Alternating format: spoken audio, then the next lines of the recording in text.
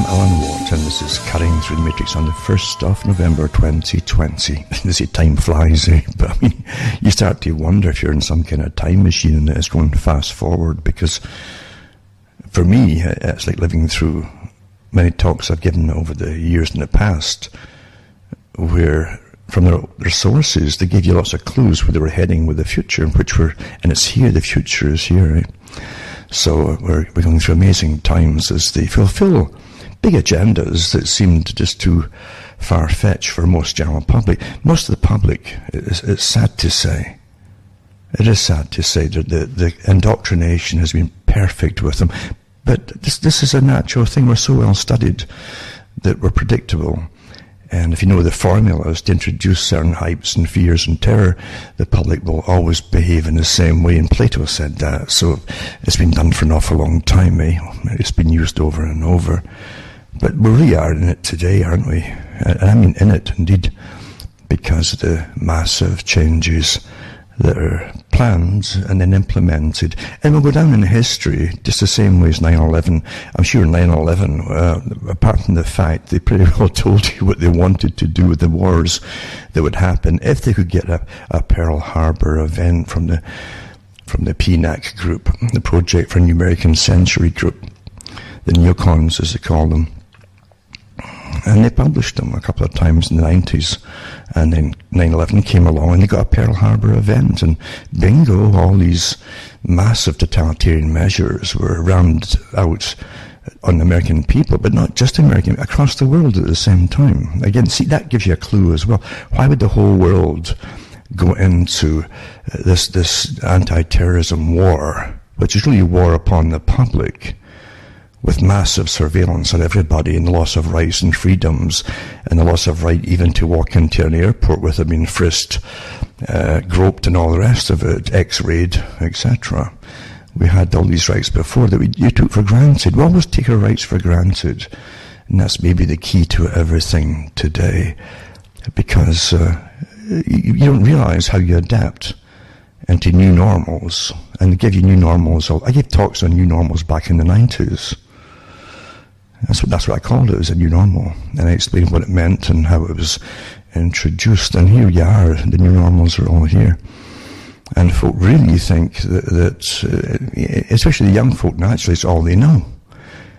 It's so odd talking about 9/11 again, because I remember saying the week that it happened, it might even be the night it happened, I said, a generation will grow up, and 20 years down the road, they don't know any other way of living except massive surveillance as being normal, a digital kind of system that would come in, because they talked back then of bringing in a digital currency, because terrorists might use all the cash and stuff. All the bad guys use cash.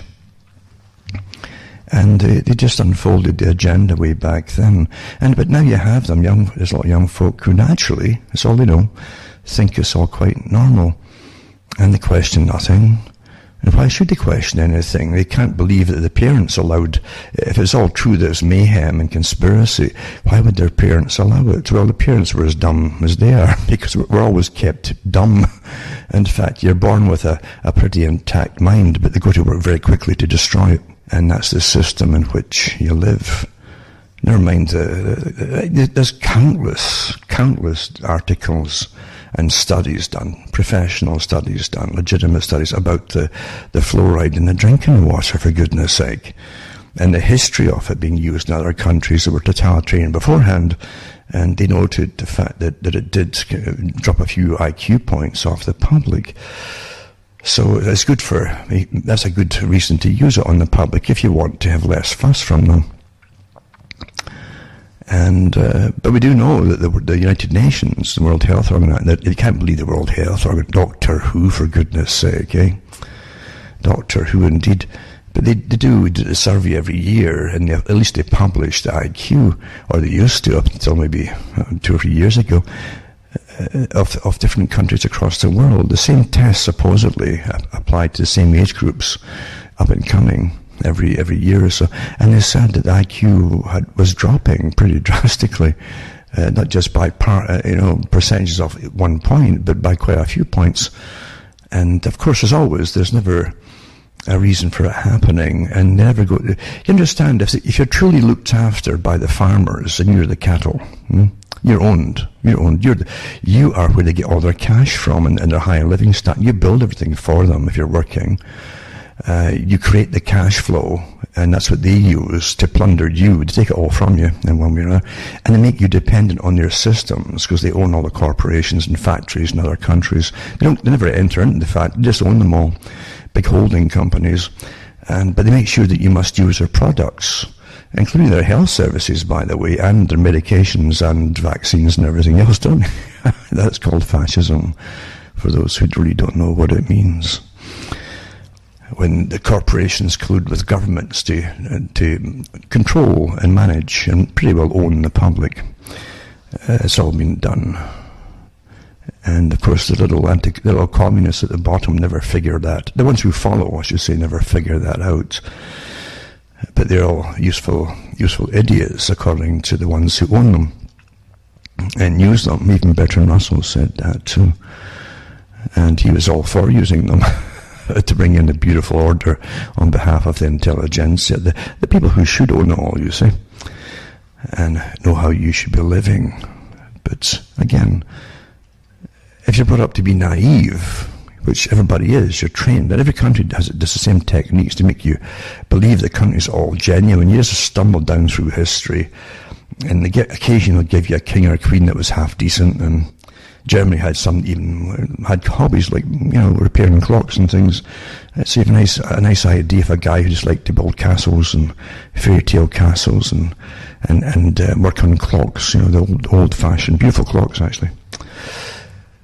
So it must have been a nice guy compared to some of them, and this is what you get. And it's true enough with the hit and miss idea. If you truly had just kings and queens running the countries, you would think occasionally you'd get one or two that's half decent, but in reality kings and queens are the fronts, because the ones behind them, the advisors, the ones who work the machinery of governance, they're the ones who have the power, especially the ones who run the money, obviously, to the system. That's what Rothschild said. He said, give me the control over the money of a nation, and I care not who makes the laws, because he makes the laws with every loan. The same with the United Nations. I've gone through some of them before, quite a few of them, and especially today with the World Bank and all that, and the money they dish out across the world come with all these conditions of how you must adapt to the new cultures, and all the things that you thought abhorrent are now you better do, or you get no loans.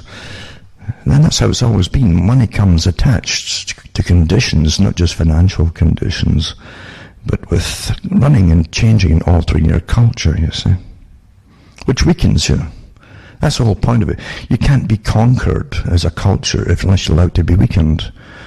And you don't realize that it's like the Parthenon in Greece. You have a huge roof there in the temple with all these pillars. There's a lot of weight distributed amongst all those pillars, and architects know how to distribute exactly how much weight to each pillar so it's nice and strong. But you knock one down, you see, that's a tenet of your culture, your system, you might say. It's an analogy. You knock one down, and now the rest of them have got a little bit added extra weight to them to share amongst them. Then you knock another one down. No more, there's more resting on fewer and fewer pillars, and you keep knocking them down until you collapse.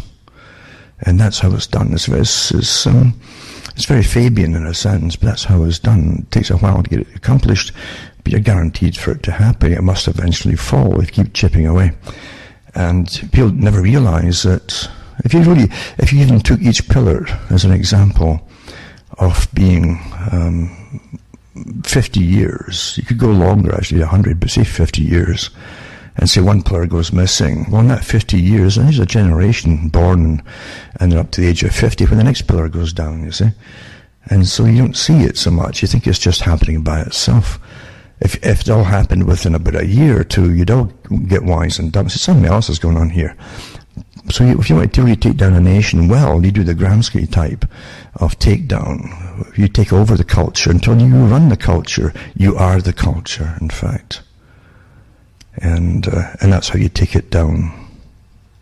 Bezmenov put it across pretty well too. Yuri Bezmenov. talks about the war on the Soviet system against the West was a cultural war, really. Because you destroy the culture, everything else falls apart. Anyway, folk won't go off and fight for wars and stuff if you destroy the culture. You can't get them unified behind any party in politics. You also make sure, see, even the ones who go into politics that are traditionally psychopathic become worse themselves until they're anything but role models to follow. So no one does follow them, because they become corrupted even more so than they are by nature. But then when you get the public following the same corruption, mainly through entertainment and through the wars on the culture and adapting into the new systems of sexual revolutions that came with all the fallout of the sexual revolution, then step by step you become degraded and you collapse. You can't stand strong. And so you had the sexual revolution promoted through the movies. It really became a bit more explicit in the 1960s, in Britain, that is. They tried it all from the beginning in Hollywood, really pushing it until they were hauled back a bit by different censoring committees. And then they came back out again in the 60s and really pushed it once again. So it's all cultural war. It isn't just what sells. I mean, that's definitely part of it too. Sex does sell. It's in all the ads and so on. And it's a primitive need in a sense, you see. Nature doesn't care about if you can support children or not, or support yourself, as long as you have sex to make sure the species goes on. That's how you're made, you see. So you can always exploit something. It's the same as food. Food you need, you see, or you die. Which I think we'll come to again with the COVID stuff, is to create massive famines, which is part of the intention, to bring you into austerity. But that's a different story again. It's a different type of the war, of course. It's still terror. It's a war of terror upon the public, the whole COVID idea, and the lockdowns and so on, and destruction of your economy in one fell swoop. Awfully good for the World Economic Forum and the Club of Rome, I must admit. Well planned, took years to plan it. But getting back to just the culture itself, you see, if you're a strong culture, you wouldn't accept any of that either. You really wouldn't. You have more common sense. And you would have this idea, a strange idea that used to be pretty ingrained in people, because we fought for centuries to get it. One was privacy, and it also was lumped into your rights. You had individual rights, you see. And people have given it all away since 9/11 pretty well, under the guise of a war on terror, which is a war of terror on the public, which stripped you for all your rights and privacy and all the rest of it. And the second part now is a COVID, you see, so out the unroll, which was sitting on the same dusty shelves, covered in dust, and they blow the dust off it and bring in the 5G Internet of Things and implement it all. And there's all this money, apparently. It's just fictitious anyway. But it's all this money to implement all these projects. And you can't fix roads and so on, because it's not intended to fix roads. Infrastructures to fall apart, at least outside the cities. They'll do some work eventually once you're all crammed into the sustainable cities and smart cities, as they want to call them.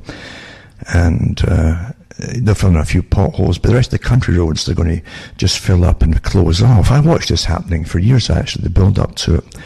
With when I used to do the talks on United Nations, biospheres and so on. And they had these different areas marked off for human habitats and maps that they churned out. You remember, amazing for an organisation that you pay billions to, but you don't get any right to vote for anything. In fact, you don't even get into talking about it, with them. It's a closed shop, non-democratic. So this non-democratic system which you support and finance, dictates all the policies for the future, because they in turn are owned as well, by the same guys who own all your money systems and again guys at WEF, for instance. So they'll bring in their animal corridors and their human habitats corridors, and the human habitat corridors follow these big long highways that we're putting up through the 90s onwards to the present time. And that's where you have to live within a certain radius or outside of or around those particular routes, you see. And if you're in the long lines outside of them, it's pretty precise. But if you live on the side roads that go off for miles and left and right, east and west, you say, these roads go north to south, then you have to get closer and closer into the corridors because you won't even get Wi-Fi there. It's quite amazing. Because I know people who like myself, for instance, I lived just outside the corridor, and I can't get the Wi-Fi. If I was in a mile further in, I could probably get a signal, but I'm not. So this is got all these little encouragements for you to move. That's how it's done, you see. Most folk don't realize you're prompted to make decisions they want you to make without realizing you've been given no choice. Since I've planned a Wi-Fi future, right? And that's how they do it. And the smart cities. I've been on the go for quite a few years now. I did lots of talks years ago about it, and organisations again involved. And in the cities with the councillors, they have councillors like in Toronto, for instance, city councillors. They're supposedly elected, I think, and that's a joke too with who they are. But I'm sure they're all on the payroll. They get kickbacks. We're in an amazing system of more open corruption. You see, I think it's always been here, but it's more open today because most of the public don't seem to care so much when it's found out.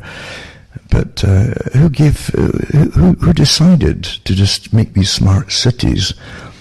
And we know who they were, the different companies and Google and all the rest of them that planned all this kind of thing with Silicon Valley, yada yada, massive projects worldwide.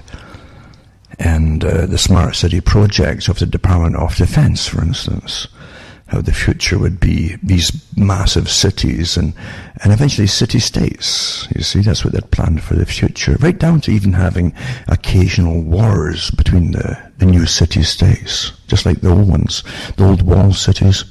They'd have these wars, and mainly to do with finances, and this would be financial type warfare and sabotage of each other's economies by the new system that would evolve, which would be, again, way post-democratic. They might even fade out the whole idea of politicians, which I wouldn't care about, because they're all on the take anyway.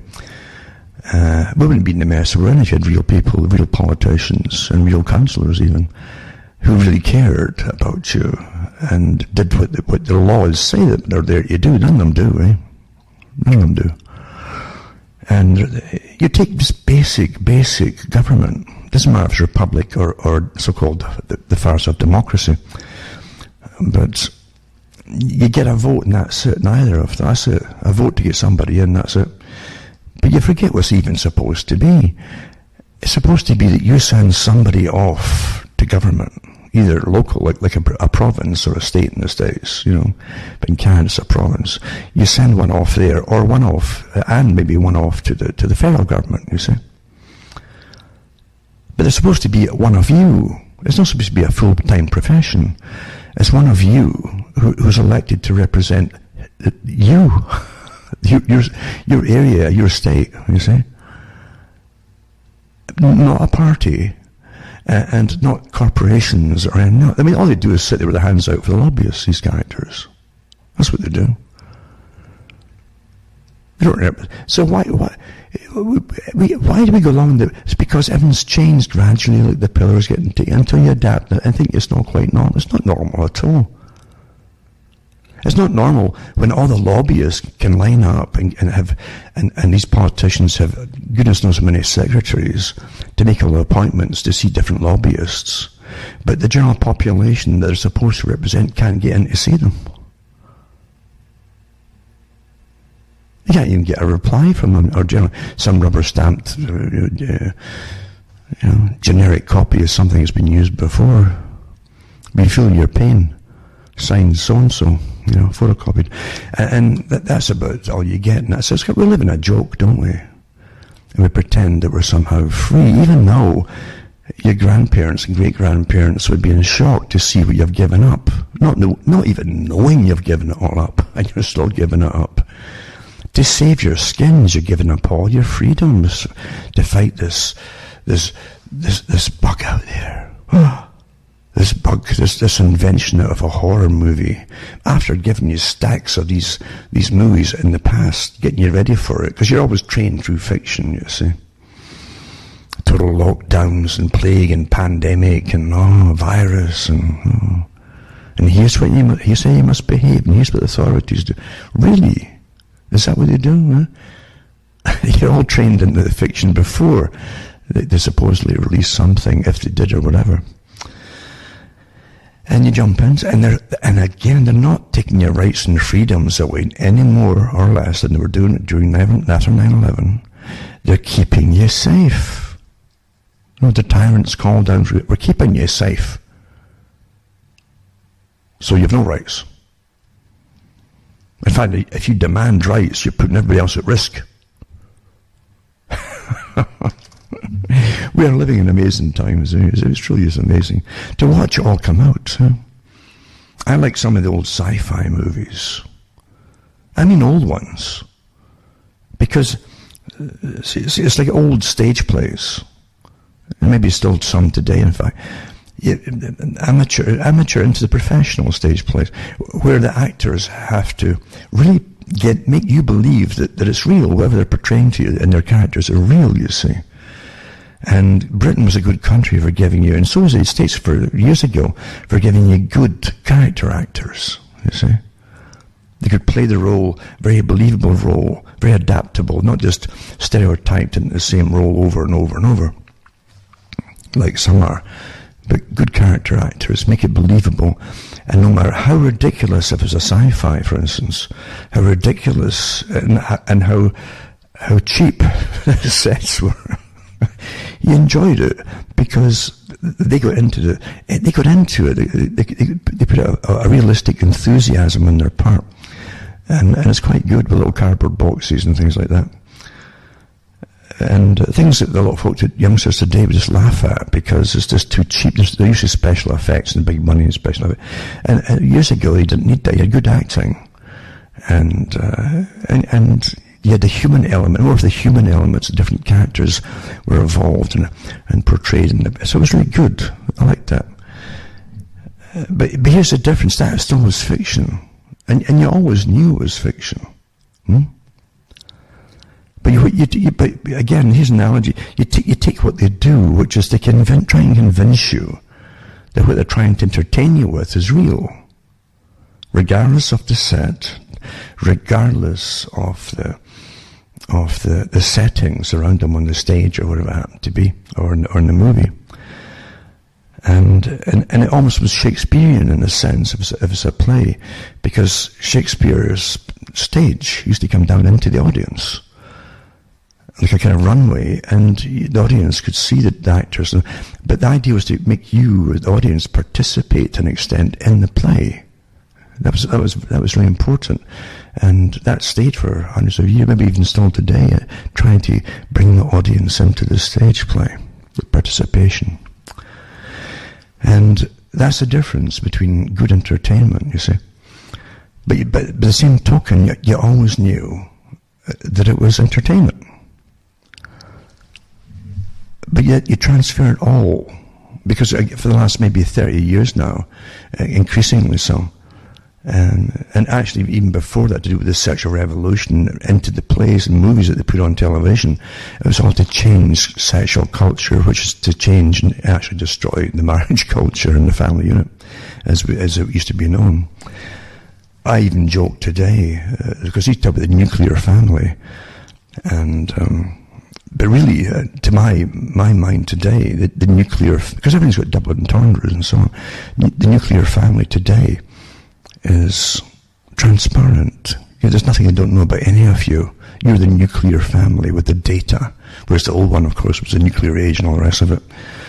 But now you're clear. They can see right through you, and they know all about you. But they know more about you than you do, and everybody in your family. In fact, they even know what your family's up to when you don't.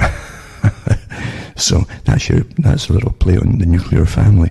But you take the settings too of these old sci-fis, the cheapo sci-fis, and you would see the characters really get into describing something horrible and alien, and using cheap sets and so on, and keep a straight face. That's a skill. Keeping a straight face with the expression of consternation and worry or even fear, by these actors. But you put all it into the COVID thing, and you look at Fauci, and you want to laugh. I mean, you do. They keep straight faces, even though you see the giveaways in their faces, like Fauci, and definitely Bill Gates. I mean, he would flop as an actor at any time, because there's something else in that character that there's nothing you could trust in the man. It really shines from his face. The most insincere eyes you've ever seen as he's prattling on and waving his hands around. They're telling you to give up all your rights and freedoms and obey them and demolish the economy, because this is the Great Reset, remember. This is the whole Agenda 21, the agenda for the 21st century, the whole thing, not just 2030 and different parts along the way, for the whole thing, right? Not just 15 years apart, the different implementation dates and so on, but the whole thing for the whole, getting rammed down now, you see. Sustainability, Agenda 21, and the Green New Deal, all these things, blah, blah, blah. Population reduction, austere living, meaning poverty. I've said it before, you see in Britain, that's what they used to call serfs. A serf wasn't a slave, because you're British, for goodness sake. You got this more modern idea of freedoms, new-led democracy, So you could never have had slaves. You call them serfs, but that's what you were. You were bought and sold with the land. You were a slave. In fact, if you ran away from the area you were born in, your lord could have the S branded in your forehead, for those who don't know that. Eh? And they did that, yeah. And could kill you too. But that's the way it was. That was the land of freedom, land of the free and home of the brave and all that. So that's how they whitewash history, to make the next generation go off to wars and fight for a British Empire, of course, which they wouldn't own any of it, the general public. They just pay for the upkeep of it all, and for the militarization of it, and so on. Why should businesses pay for their enterprises, for goodness sake, when you get these massive populations that do it for you? You just make sure there's unemployment at a certain level every so often, and young guys will go off and fight. They do, it's quite a natural thing for them to do, actually, in any country, if they can't get work. So you just make sure you always keep enough unemployed to go off, and then you tell them they'll be somebody, because if you're an unemployed young guy, you're a nobody, you see. But you go off and kill folk for your country, or for your businesses, and you're somebody. And they make you proud of it, and they do, and young guys will be proud of it. They feel no shame in what they did, because they're given basic, simple propaganda to believe in. Very simple. Brzezinski said it himself, and so did Kissinger. They must always give them simple propaganda, not elaborate, complex propaganda, because then you can pick holes in it. Make it simple, keep it simple. And they'd never change that. But as I say, we live with so many fallacies of the past. People look at these old, awful BBC dramas. I always say that a country's in decline. You see, a nation's in decline when they always use your tax money to make stuff like the BBC does, movies for TV or whatever, plays on maybe the 17th century or something like that.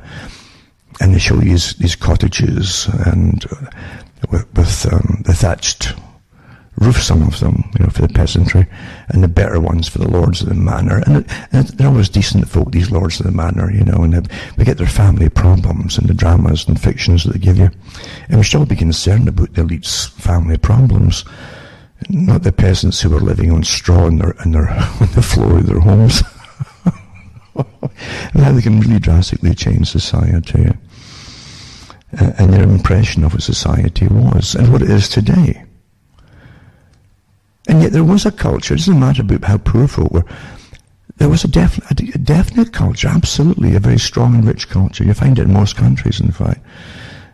Underneath it all, there's still that decency and a real strong culture, They might have been wearing silks and so on, but they still had a strong heritage. Of course you did. And even that now is getting eradicated because it's their destiny it's been planned for them, predestined for them to be wiped out pretty well, or bred out of extinction. And that's the truth of it, folks. It's not my opinion about stacks of information and info from sources who actually work towards it. But that's how it is. But you do get false histories. So yeah, we've never seen so many poor actors compared to the old sci-fi. We've got poor actors now coming out to terrify you. And then you've all these admissions, lots of admissions from the companies like Sage involved in Britain, and the ones for the States. I've got the ones for the States and Canada too, eh? Never mind all the other ones, the battalions of cyber warfares, the operatives, they call them, thousands of them, they're working for the Brigade 77 and so on like that. But, and many other organizations like that, doing unconventional warfare. It's all lumped in with unconventional warfare, which is a strategy well funded indeed with special operations.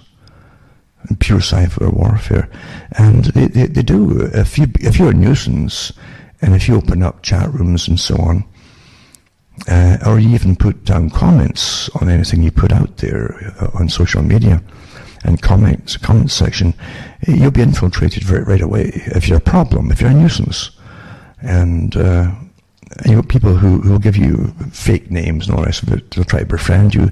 And because they've already found you, don't forget, when you've got access through Silicon Valley and the NSA to your entire personality and the profiling they've done on you, they can see any weak spots that you've had. They've got your histories too, you know. And they'll know how to open that little chink, that whatever weakness is, and get it, and then they'll try and blow your mind by turning on you after they befriend you, things like that. These are from their operations manuals, by the way. They actually have operational manuals on this man. Your taxpayer funds this. These anonymous pieces of you-know-what that are funded by your tax money to try and wreck folks' lives. This is your government. This is the folk that you vote for, these governments, that employ this filth by the thousands to quench any other opinion on any particular topic that the government wants to have eliminated. And you still think you're in a free and democratic society. What a joke, eh? What a joke. And yeah, I could go on and on about the COVID, but I won't right now. Maybe later I'll give a few articles out, but the thing is, I mean, I don't even argue the debate that they want you into with the facts versus what they tell you, you know. Even though it comes from the same sources, which they'll then counter again and deny. You've got it all. This is all deliberate psychological warfare. It's a technique that they use. They used it in 9/11 as well. And even before 9/11, they've used the same techniques, where they put out the initial propaganda, and then they say, well, this is how it happened. Because you had thousands of folk that saw the same footage and say, well, wait a minute here, this looks like controlled demolition. And so you immediately put one or two contrary opinions to it, or you'll see what's been chatted, especially today with social media. In real time, they can get folks' opinions on the, you know, guided to them, and they know what's being said. And before you know it, they've got a whole bunch of other theories thrown out there with very professionally sounding professors and so coming out with these ideas. What else could have done this, you see? Because beforehand, the one thing everybody was united on, wait a minute, we've seen this before with controlled demolitions. So that was a unified front. The word is unified. Everybody saw that. That's the conclusion they came to. How do you destroy an opposite? You must divide and conquer. And so before you know, and they know how to do it. And they'll even target to their news to certain people, knowing that they'll fall for this line of it and they'll fall for that line, until you have them all arguing with each other. And then the general population and folk who come along a year later and look into it, or 2 years later, get totally confused and give up and just deny it all. It's conspiracy. See, that's how you do it.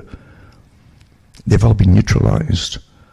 Rather than stick to the initial premise. We all saw them falling in like controlled demolitions into their own footprint.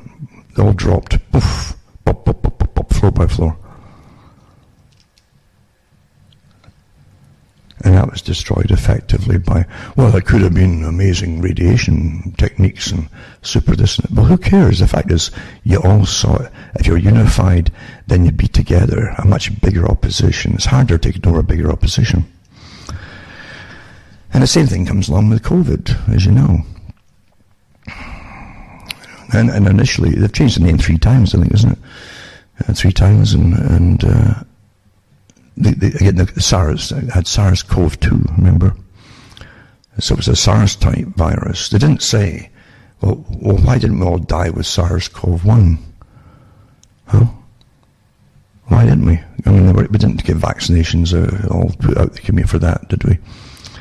And I guess it's all forgotten because folk build up herd immunity to viruses. That's what you do anyways, by nature, you see. But what they don't tell you as well, if you take the PCR test, the swab test they're using, which is not meant for diagnosing, it's pathetic. The inventor said that. The facts don't matter, you know. Because they're guaranteed to get results. They'll always pick up fragments of viruses and they literally amplify them. They multiply them through different techniques in the laboratory to try to see if there could be a live. Could it possibly indicate somewhere down there a live virus? And every country's got different levels of measuring these fragments, you see. So they can get different results. It's useless for testing for that. Apart from the fact you're always breathing in viruses. It's like with COVID, folk didn't die until you heard the COVID. Suddenly death is happening. But they don't tell you that the same numbers, or maybe even more at times, have died every winter from the flu and the cold. And it's the elderly that are more vulnerable always to it, or folk who are compromised with lung diseases and so on. That's just the way it is. It's always been that way. And there are there's hundreds and hundreds and hundreds of viruses out there all the time. Their body fights off, and you don't always have the antibodies to them because after a while, certain T cells actually have memories. It's almost like a blueprint. They know how to remanufacture the particular antibody if that thing came back. That's how it works. You see. Otherwise, with so many viruses out there, and like lots of coronavirus types, including the common cold as well. With all them out there, your body you'd be dead again with cytokine storms all the time. In fact, there'd be more antibodies to everything that you've had in your lifetime and didn't know you had. Never gave you problems. You fought it off without even knowing. Your body has a good immune system. But your antibody, there'd be more antibodies than you'd have red blood cells. It's simple as that. So your body's a great machine. They can actually stop overproducing them when it's not sensing in your environment the same stimulus from a particular virus, so it'll switch it off for a while, but it's still got the blueprint how to manufacture it should it come along. That's normal. So you read bits and pieces of these things coming out of the different medical journals, and it's printed in the papers. They're very selective not to tell you that your body, they'll say, and it's interesting, even Fauci said that, there's no guarantee that your own immune system is going to create antibodies that will last very long. Well, same with the vaccinations. Why don't you give the flu shots every year? So this is the jokes with all these things. But they know darn well that you understand. Think back to this, what they call the Spanish flu. Think back to the articles you've read about it, at least, and there's lots of documentaries about it. And never mind the living conditions about it at the time. Never mind the fact that lots of them were in the army at the time during a World War I, which was a horrible system. And More folk died in World War I of disease, probably, than anything else in the trenches for years, for goodness sake. A lot of them didn't get home, even for a leave in 4 years in Britain. And terrible climate as well, and terrible winters, and mud and all. Ugh. Malnutrition, yeah. But yeah, how come the whole planet didn't die off of the Spanish flu without a vaccination? Well, naturally, you developed antibodies, and the folk who produced antibodies threw it off. A lot of folk, again, didn't show symptoms of it. That's standard stuff. Certain folk might be more prone. They could either hit you, they are, or the older. This is how viruses work. But it also depends on times and conditions. Right? And when you have malnutrition in societies like you still had in World War I, you had rationing going on in European countries. And then you hit with some, and that included coal shortages. A lot of coal was going off to the war effort for factories, for munitions, and for heating, and powering the machinery, steam. And also for the navies, massive navies. So there's less and less of coal, right? So coal was rationed for domestic use. So you put these things together and you get a lot of other problems, including, don't forget too, a lot of folk were dying of flus and things, other flus. And the common cold, and all the other kinds of viral upper respiratory diseases.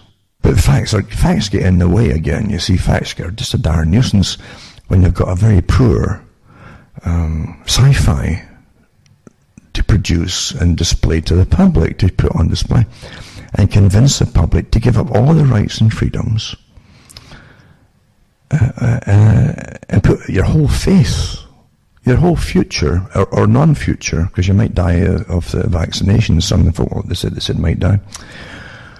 And you can't sue anybody if you get sick because of it, because they've passed a law that they get immunity for giving the vaccine companies, that is, and also the folk who are going to stick it in you as a pincushion and get paid for it. They're not doing it for free.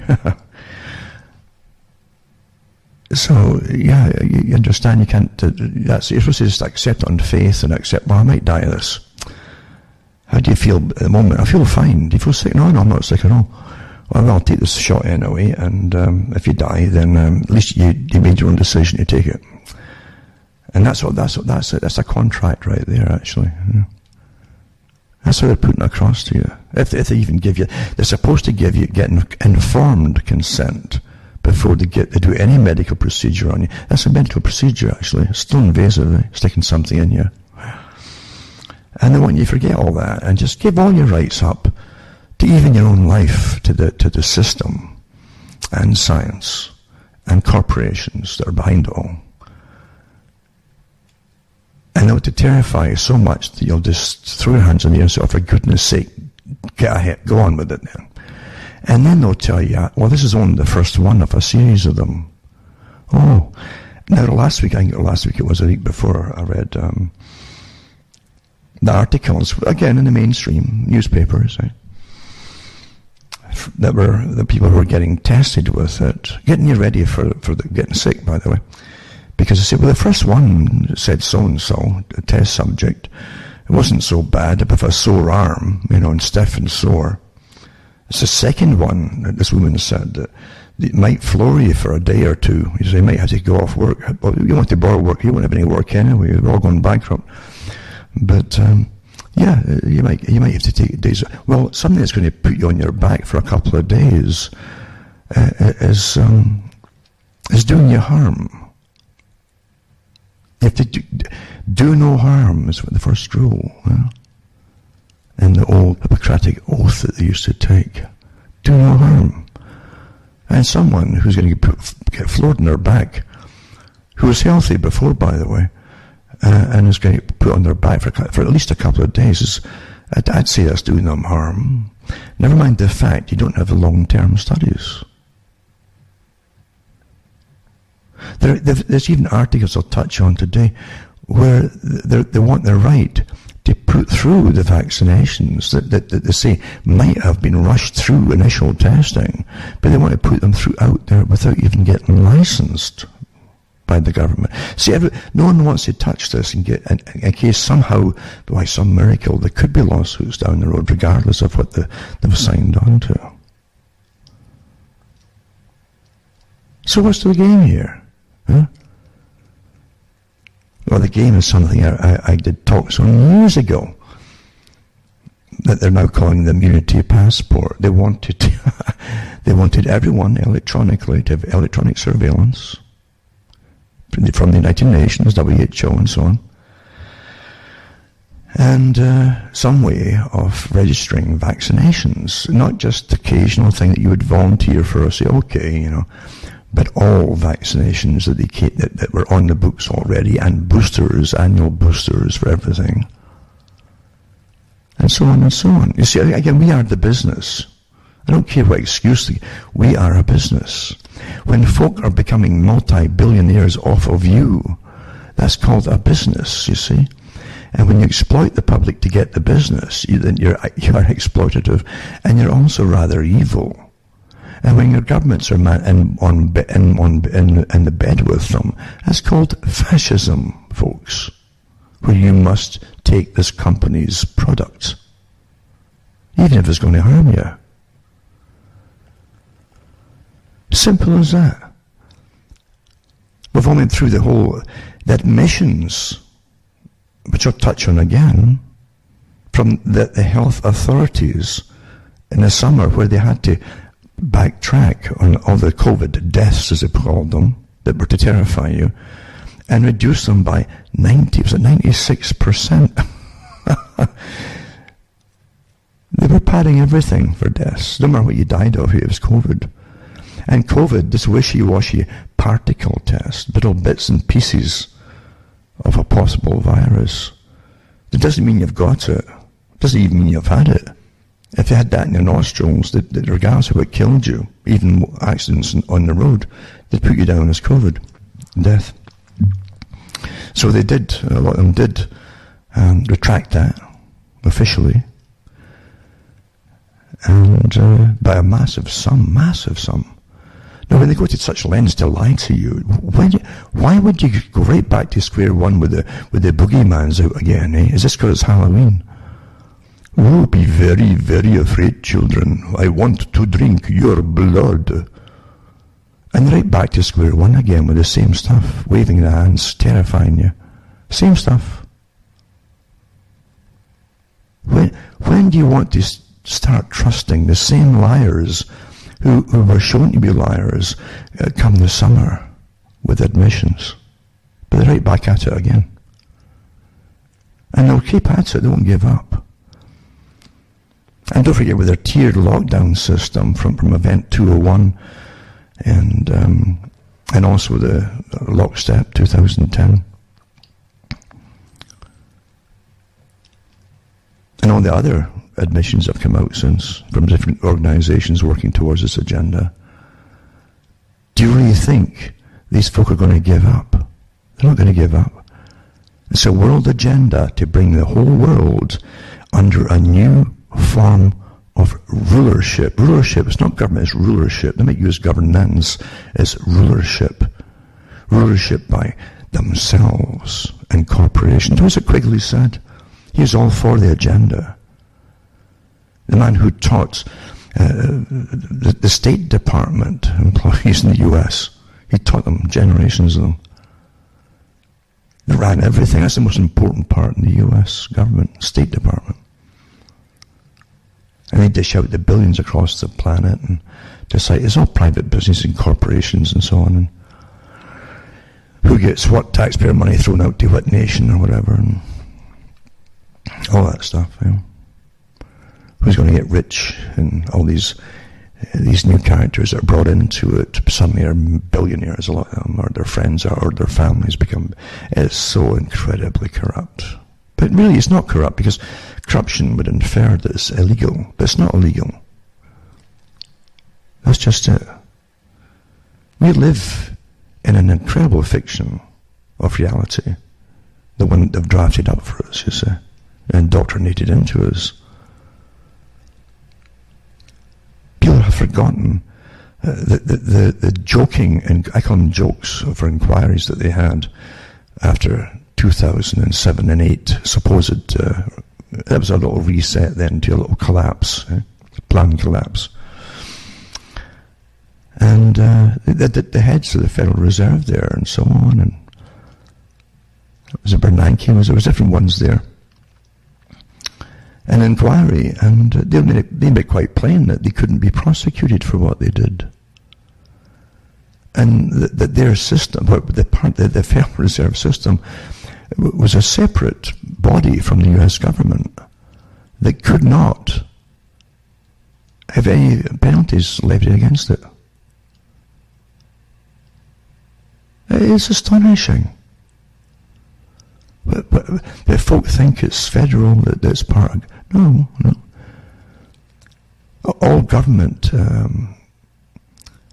sections that used to run the countries have privatized whole areas long ago and farmed it out to private agencies. And again, parts of the fascistic system, you see. That way you can't challenge it. That used to be what government did. We used to deal with that part of society, but it's nothing to do with us now, so you can't sue us. It's owned by a private company. They do it all for us. You know. That's how public-private partnerships. Well, if you're a member of the public, you get to say that you're signed on, or can even complain that you're signed on to these partnerships. Have you ever seen any questionnaire asking you for your permission on anything? No. Terminology is so important because that's how they get everything that they want done. By use of words. Very important words, aren't they? And George Orwell had it in 1984. Very important, the use of words, and these things called words, when he's sitting in the cafeteria. And someone who worked on the dictionary next to him came in and they had a little conversation. Oh, you're working on the latest version so-and-so of the dictionary. Yeah, yes. He said, did you know that the dictionary used to be, and he put his hands out and he showed me something about this thick, about 3 inches or 4 inches. He says, last year it was down to, and he shows you about something down to about 1 inch, and he says, but this year it's down to about 1/4 inch. I said, really, brother? Wow. Because once again, Orwell shows you that this surrealistic system that you're down into, where you have to literally warp your own brain and go through an act of madness to accept it all, or be discovered that you're still sane. So they say at the table, oh, I see, brother. So the words are becoming minimalistic, fewer and fewer words. So when eventually you get to a stage where if you were subversive, a terrorist, like wrong thinker, own thinker, and so I had all these different terms, which they're coming out with now. They're using them quite openly now, aren't they? And you've got vaccine hesitancy now. And they've got agencies employed to overcome your vaccine hesitancy. Used to be called your choice. No, you're hesitant.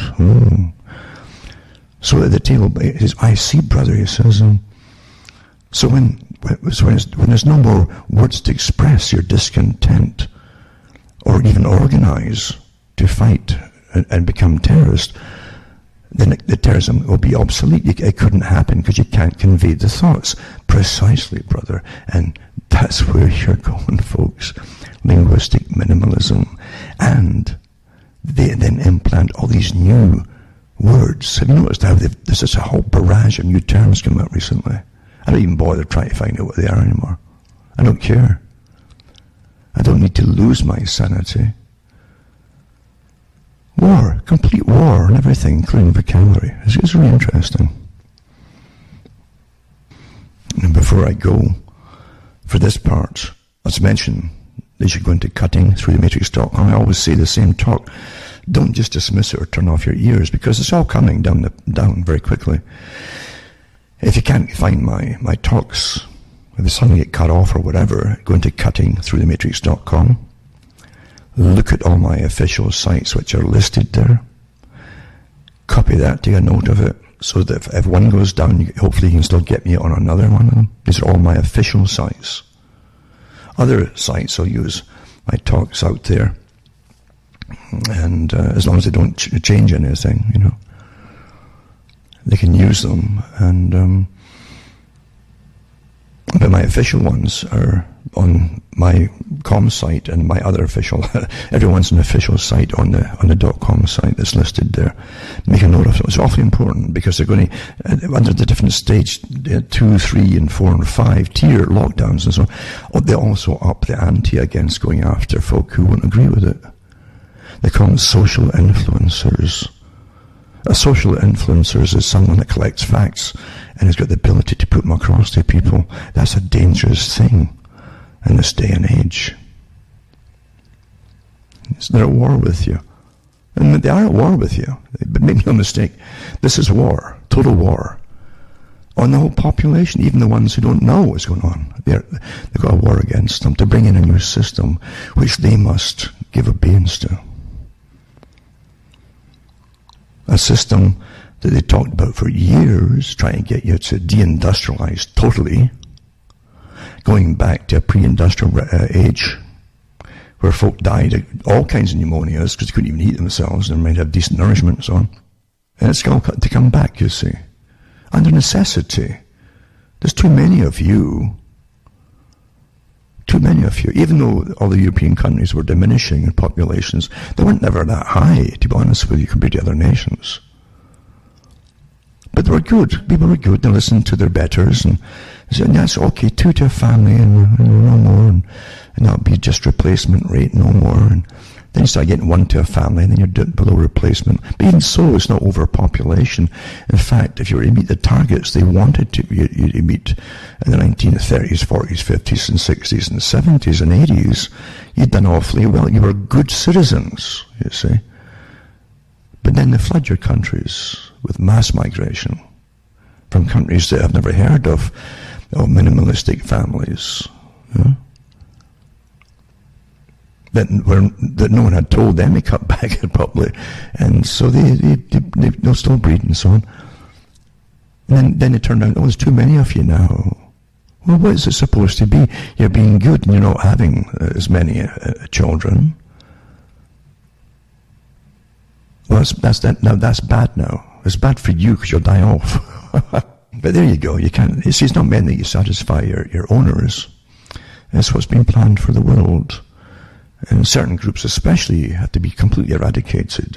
I was thinking of that today. I was looking at the articles in Ireland and Scotland, and I thought, well, how come countries that literally had genocides carried out on them, and they were planned genocides, let's make no bones about that, you know?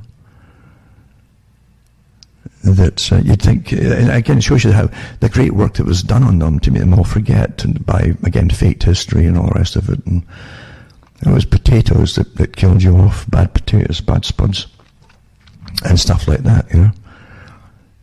But that was planned genocide. And, yeah, people used to say to me, the Highlands are so beautiful in Scotland, you know, so beautiful. And I said, yeah, because you can go there and you see these wild mountains and valleys and beautiful, and good days when it's not pouring rain. It's beautiful, empty places. But there's a tremendous feeling of sadness there, if you're a Scot, at least for me anyway. And I used to tell the tourists, yeah, it's hard to imagine that millions of people used to live out all in those places. What happened to them? Well, they were slaughtered. Slaughtered and starved. And deported across the world to other nations to build it up for Britain, for the UK, the British Empire. So bad too that when you read the historian and author John Preble wrote some good books on the Highland clearances. I think one of them was called the Highland Clearances, and the line in the north was another one, and Culloden, I think perhaps too. But he was a historian also for the British War Association, basically, the military Department of Defense, basically. So he knew his stuff, and he went into the histories of what happened and had access to it too, because there's so much they don't tell the public when it comes to planned slaughter. And so he put some good information out there, enough that he was allowed to put it that way. But he talks about the rebellion in 1745, the uprising, as they call it.